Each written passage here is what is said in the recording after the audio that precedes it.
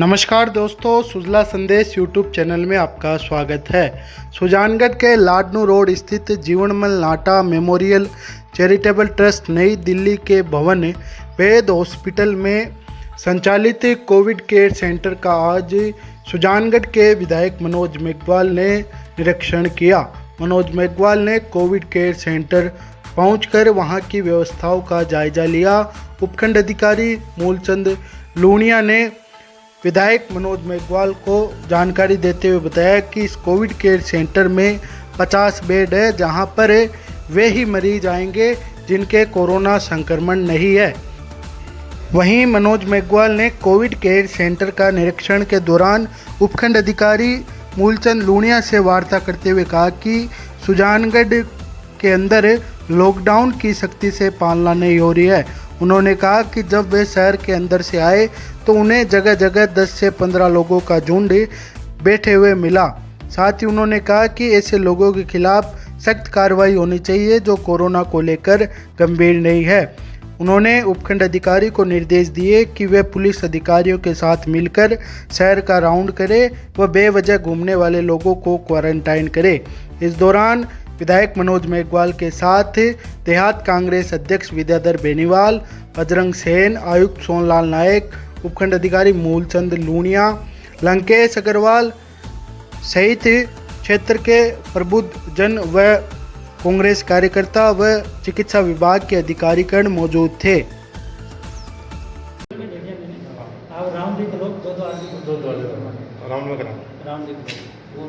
Home guard का देखिए police वगैरह के लिए एक अभी मैंने देखा था, ये अपने लॉकडाउन तो थोड़ा कमजोर है, लोगों का मूवमेंट गुजर आप राउंड लेके आओ और पुलिस वाले थोड़ी सेफ्टी कराओ, नहीं सख्ती थोड़ी सेफ्टी कराओ। ये सर अभी सबसे पहले आप सही कह रहे हो, मतलब कि ये सुबह 6 से 11 बजे तक है कि तो सही है। जो काम से जा रहा है वो तो समझ में आ रहा है। पूरे रास्ते देख रहा हूँ खड़ियों पे बैठे हैं, 15-20 के झुंड बैठे हैं। वो सिर्फ हताई कर रहे हैं या लॉकडाउन का नज़ारा देख रहे हैं बाहर बैठे हुए। नहीं सर, उनको कोई काम से जा रहा है हॉस्पिटल वो तो समझ में आ रहा है, या कोई अपने ऑफिस की ड्यूटी से जा रहा है या पत्रकार है कोई, वो बैठे हैं खाली दुकानों में, थड़ियों में, जगह जगह बैठे हैं। हम राउंड ले लेते हैं। आज जो भी ऐसे लोग मिलेंगे ना, उनको पकड़ कर क्वारंटाइन करेंगे, कस्तूरबा गांधी। वो सुविधा है। दूसरा जो बना हुआ उस हिसाब से कि अलग फीमेल वार्ड है, अलग मेल वार्ड है, डॉक्टर्स का अलग है, स्टाफ के लिए अलग है, सारी सुविधा इसमें बनी हुई है। तो ये पर्टिकुलरली हॉस्पिटल काफ़ी लंबे समय तक चला हुआ है और वापस अब हॉस्पिटल के रूप में काम हो रहा है। सबसे बड़ी चीज़ ये है, तो यहाँ काफ़ी राहत मिलेगी सरकारी अस्पताल के डॉक्टरों को भी कि उनके जो एक वो बहुत वहाँ भारी भीड़ हो चुकी है या उन पर बोझ हो गया थोड़ा सा ओवर पेशेंट्स का, उनमें से तो उनको भी थोड़ी सी राहत मिलेगी कि 2 जगह से होने से। डॉक्टर्स और प्रशासनिक अधिकारियों को क्या निर्देश दिया आपने ताकि लोगों को अच्छी चिकित्सा सुविधा यहाँ पर मिले? यही कहा है कि जो नॉन सिम्टम्स के जो पेशेंट हैं उनको तो घर पे इलाज करा जाए, मेडिसिन दे के घर पे रखा जाए। जो गंभीर रोगी हैं उनके लिए जो अपना बगड़िया हॉस्पिटल है वहीं उनको रखा जाए, जहाँ ऑक्सीजन की व्यवस्था है, जहाँ 24 आवर डॉक्टर्स रहते हैं। इसके अलावा जो तीसरी कैटेगरी है उनको यहाँ शिफ्ट किया जाएगा कि जिनके लिए ज़्यादा सुपरविजन की जरूरत नहीं है, उन पेशेंट्स को यहाँ शिफ्ट किया जाएगा। ये तय किया है डॉक्टर्स ने, प्रशासन ने। आपने गंभीर पेशेंट की बात की है, तो आपने बगड़िया अस्पताल का निरीक्षण किया, अवलोकन किया है, जहाँ पर बताया जा रहा है कि काफ़ी बुरी दशा हो रही है इसमें, क्योंकि जगह की काफ़ी कमी नज़र आ रही है। हाँ, जगह की कमी है, इसीलिए वहाँ से कुछ पेशेंट्स यहाँ शिफ्ट हो जाएं, इसीलिए ये व्यवस्था कीजिए। उसके बाद में वो जगह की भी थोड़ी सी जो किल्लत हो रही है, जो जगह तो जो है वहाँ, वो फिर जो वहाँ लिमिटेड पेशेंट होंगे तो जगह भी होगी और वहाँ का जो स्टाफ है उनको भी थोड़ी, क्योंकि आज स्टाफ 100 पेशेंट्स को देख रहा है, उसके बाद 50 के ऊपर रहेगा, वो भी अच्छे से उनको टेकल कर जाएगा। सारी व्यवस्था उसके बाद में थोड़ी सी तो दुरुस्त हो जाएगी। अस्पताल में ऑक्सीजन प्लांट को लेकर वो जो मेडिकल पाइपलाइन संप्रेक्षण है वो अभी तक शुरू नहीं हो पाया, क्या है वो हॉस्पिटल वाले कह रहे हैं हैंडओवर नहीं दे रहे और जो एजेंसी है वो कह रही है हैंडओवर दे नहीं रहे? देखो, सबसे पहले तो मैं गलतफहमी हो रही है लोगों की, वो मिटा दूँ। वो ऑक्सीजन प्लांट है, उसमें यहाँ ऑक्सीजन प्रोड्यूस होने का कोई प्लांट है नहीं।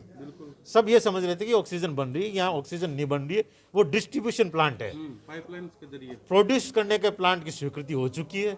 अभी पीडब्ल्यूडी के AEN भी आए हुए थे, उनसे भी मेरी बात हुई है। उन वहाँ से जो कंपनी का लेआउट हो चुका है उस हिसाब से वहाँ कुछ काम होना है वो हो जाएगा, और जल्दी ही यहाँ ऑक्सीजन प्लांट शुरू हो जाएगा। और अभी समस्या ये है कि जो पुराना वाला जो डिस्ट्रीब्यूशन प्लांट है उसको इसलिए शुरू नहीं कर सकते कि उसमें ऑक्सीजन सिलेंडर लगाने ही पड़ेंगे, और उसके बाद में जो पॉइंट्स हैं, पॉइंट्स भी कम है।